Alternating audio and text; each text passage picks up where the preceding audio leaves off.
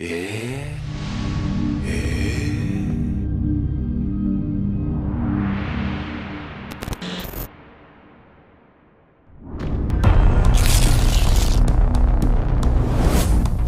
Heyo Tsemagon! Seperti biasa, bagaimana kabar kalian di minggu ini? Semoga semuanya baik-baik saja ya. Yups, One Piece is baik nakama. Akhirnya kita kembali mendapatkan lanjutan dari manga One Piece chapter setelah seminggu lamanya kita menunggu. Tentu kali ini bocoran sudah terkonfirmasi langsung oleh pihak terpercaya, yakni Peace dan juga Warsgen Forum. Sebelumnya, Tamagon mengingatkan dulu di chapter sebelumnya hal yang mengejutkan terjadi, di mana kita sudah mengetahui sosok yang ada di balik topeng dari Dewa Matahari palsu, yaitu adalah Road, anggota dari bajak laut prajurit raksasa baru.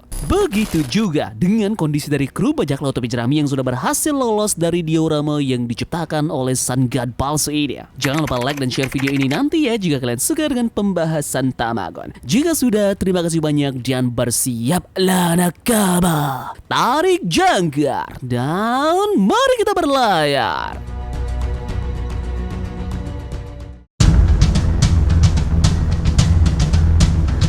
One Piece chapter 1130 kita kali ini konon akan mendapatkan judul Pangeran Terkutuk. Cover story yang kita dapatkan pada chapter kita kali ini adalah kembali melanjutkan cerita Yamato, di mana di sini digambarkan seseorang mencuri pedang Yasui saat Yamato dan juga Otama tidur. Bocoran ini dimulai dengan mengatakan kita bisa melihat kelompok topi jerami yang lainnya segera menuju ke Pulau Elbaf. Di satu sisi yang lainnya kita pun mendapatkan kabar informasi yang ada pada koran dunia yang memberitakan bahwa Luffy sudah membunuh Vegapunk dan menghancurkan Pulau Aegean, tentu dengan bantuan dari para prajurit raksasa. Informasi selanjutnya kita menemukan bahwa Dory dan juga Brogy pun mendapatkan bounty terbarunya, masing-masing berjumlah 1.088 juta B. Nah, mengejutkannya adalah pada chapter ini ada informasi yang menyebut bahwa Loki membunuh ayahnya untuk mendapatkan sebuah gelar legendaris. Luffy meninggalkan grupnya dan pergi untuk menemui seseorang yang berada di dekat dari pohon. Nah, dan dua halaman ganda yang luar biasa terakhir pada chapter ini memperlihatkan Elbaf secara keseluruhan dengan adanya kerajaan beserta dengan desa yang ada di sana. Di sini secara resmi kata Elbaf dieja Elbaf. Detailnya adalah kita pun melihat ada pohon Yggdrasil. Nah, di bawah pohon ini tepatnya berada di tengah-tengahnya. Di sana pun terdapat kerajaan dan juga satu desa. Informasi lainnya, manga libur di 2 minggu ke depan ya. Oda akan fokus untuk beristirahat dan merefreshkan ide-ide menarik terkait dengan cerita kedepannya dari One Piece.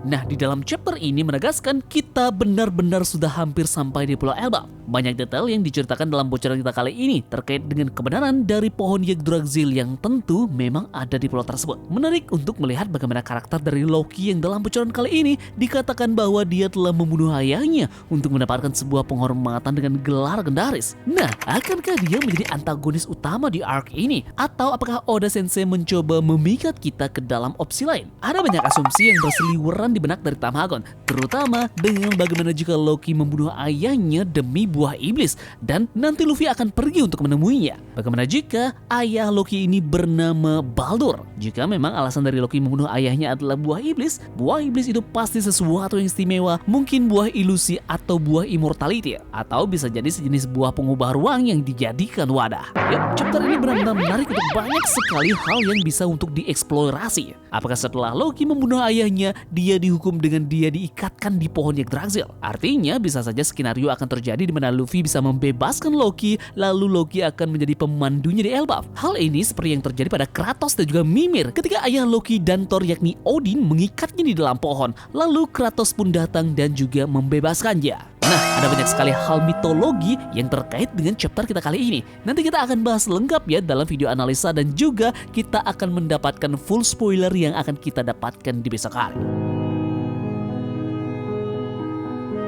Nah, untuk bounty dari para raksasa ini cukup mengagetkan ya, karena mereka mendapatkan peningkatan nilai harga buronan kepala yang cukup signifikan. Awal perkenalan dari dua raksasa ini masing-masing memiliki bounty hanya sebesar 100 juta berry. Dan kali ini kita mendapatkan nilai yang benar-benar fantastis, hingga 1 miliar berry. Nah, setelah time skip, apa yang sebenarnya dilakukan oleh kedua raksasa ini? Apakah mereka memang hanya bertarung di Little Garden? Sepertinya tentu tidak. Pasti ada hal yang dilakukan oleh kedua raksasa ini hingga bounty mereka benar-benar naik secara signifikan, dan pemerintahan dunia melihat pergerakan dari mereka sangat mengancam, maka dari itu nilai buruan dari mereka pun melonjak amat tinggi seperti yang kita lihat pada chapter kita kali ini ya. Jadi akankah beberapa kru dari bajak laut raksasa baru bentukan Hairudin juga punya bounty 11-12 dengan Dory dan juga Brogy? Nah, juga dilihat dari kekuatan mereka berdua, tentunya bounty yang sebesar ini sangat layak. Apalagi kekuatan mereka bisa untuk menghancurkan dan meluluh lantahkan bahkan satu pulau dengan perpaduan dari kemampuan mereka. Yup, jadi akan sangat menarik bagaimana kita melihat lagi raksasa-raksasa baru yang bermunculan di Pulau Elbaf yang tentu juga akan punya bounty yang bahkan bisa melebihi dari bounty yang mereka dapatkan saat ini, yakni di angka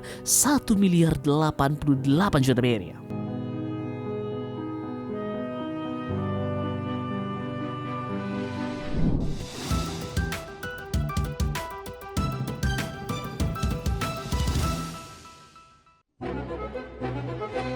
Seperti biasa di minggu ini ada beberapa informasi menarik terkait berita One Piece yang sudah beredar seminggu belakangan ini. Informasi pertama yang menarik di minggu ini yakni mengenai live action dari One Piece. Kita mendapatkan beberapa bocoran cuplikan dan properti terkait dengan One Piece live action yang season kedua ini diadakan oleh Netflix yang akan berjalan di tahun depan. Ini adalah jarum suntik Crocus di One Piece live action season kedua. Denden Mushi dan Baby Denden Mushi dari live action kedua. Ada juga beberapa wig dari karakter-karakter yang akan mengisi One Piece live action season kedua ini. Apakah kalian mengenali salah satunya? Kemudian ada juga penampakan mercusuar Twin Capes yang ada di live action nanti. Set One Piece live action di Logtown menampilkan Easter egg yang tersembunyi. Nama dari keluarga Celestial Dragon yang diberi nama Manmayer. Ini adalah ikan tuna gajah sirip biru yang dibeli Sanji di Logtown. Ada beberapa toko di Logtown juga yang akan terekspos di live action nanti. Penampakan resmi dari set toko senjata di Logtown. Dan konsep seni resmi One Piece live action season kedua adalah Pulau Drum Kingdom. Ada hal yang unik yang perlu kalian ketahui jika kalian memang pencinta berat dari anime One Piece. One Piece telah menjadi wajah Shonen Jump selama bertahun-tahun, sehingga sulit untuk membayangkan bahwa manga ini ternyata pernah ditolak oleh raksasa penerbit tersebut. One Piece pertama kali dirilis pada tahun 1997. Nah, dan sejak saat itulah telah menjadi bestseller perusahaan hampir selama 3 dekade berturut-turut. Melihat popularitasnya saat ini, dapat dipastikan bahwa manga ini akan mempertahankan posisinya sebagai pemimpin pasar selama bertahun-tahun yang akan memuncaki daftar klasmen. Namun perjalanannya tidak selalu mulus. Dalam wawancara baru-baru ini, mantan editor terkenal Shonen Jump yang bernama Kazuhiko Torishima berbagi kisah tentang bagaimana One Piece menemukan tempatnya di majalah tersebut hingga menjadi bestseller manga nomor 1 di dunia. Editor tersebut mengungkapkan bagaimana majalah ini menghadapi penurunan penjualan yang signifikan setelah berakhirnya Dragon Ball karya Akira Toriyama. Torishima yang menjabat sebagai editor Dragon Ball selama bertahun-tahun di awal, kemudian mengambil posisi editor Indie Chief Shonen Jump. Nah, beberapa tahun kemudian One Piece diusulkan oleh seorang editor yang sedang dalam proses transfer. Torishima dan para pengambil keputusan lainnya awalnya tidak tertarik dengan ide tersebut, sehingga diskusi berlangsung selama berjam-jam. Nah, namun setelah melihat semangat editor tersebut terhadap cerita, mereka akhirnya memutuskan untuk menerbitkan manga Oda. Seperti kata pepatah, sisanya adalah sejarah. One Piece tidak hanya berhasil menghentikan penurunan penjualan Shonen Jump, tapi juga menjadi yang pertama dari banyak manga shonen hebat lainnya yang akan datang. Jadi kisah ini membuktikan sejauh mana One Piece telah berkembang dan menginspirasi para penggemar untuk mengetahui perjuangan yang harus dilalui manga ini untuk mencapai statusnya saat ini. Anime One Piece merupakan salah satu anime yang memiliki durasi tayang paling lama. Ini mulai ditayangkan pada tahun 1999 dan telah ditayangkan tiap minggu sejak saat itu. Anime ini merayakan hari jadinya yang ke-25 di tahun 2024 ini dan mengumumkan proyek baru untuk memperingati acara megah ini. Nah, di dalam postingan akun Instagram resminya, dipastikan anime tersebut mendapatkan proyek baru yang bernama One Piece Fan Letter. Ini akan mengadaptasi konten dari novel yang berjudul One Piece Novel Straw Hat Stories. Proyek ini akan dirilis pada 20 Oktober 2024 dan akan disutradarai oleh Megumi Shitani yang telah menjadi nama terkenal di industri ini. Nah, mungkin dari kalian ada yang bertanya, apa itu One Piece Fan Letter? Oke, karena One Piece Fan Letter akan mengadaptasi cerita dari novel Straw Hat Stories, fans dapat akan melihat protagonis utama dari sudut pandang yang berbeda. Nah, telah dipastikan akan mengadaptasi 4 chapter dari novel yang akan berfokus pada karakter berikut: Monkey D. Luffy, Roronoa Zoro, Nami, dan juga Franky. Kisah dari Monkey D. Luffy akan diberikan melalui kacamata seorang prajurit marinir. Ini akan menampilkan sudut pandangnya saat dia menyaksikan Luffy berusaha keras untuk menyelamatkan saudaranya Ace dari kematian. Hal ini membuat marinir mempertanyakan hubungannya sendiri dengan saudaranya yang juga terlibat di dalam perang puncak. Kemudian kisah Zoro di sini agak lucu ya, karena dia memasuki sebuah bar di Dressrosa di mana dia terlibat dalam perdebatan dengan beberapa tentara marinir di sana tentang topik pendekar pedang terkuat di dunia. Mereka berdiskusi siapa yang terkuat di antara Mihawk, Shanks, Ryuma, Vista, dan juga Zoro. Nah, anehnya di sana nanti marinir tidak mengetahui identitas Zoro yang sebenarnya. Kisah Nami sendiri akan menarik hati para pemirsa karena memberikan gambaran sekilas tentang kehidupan seorang gadis muda di Kepulauan Sabaudi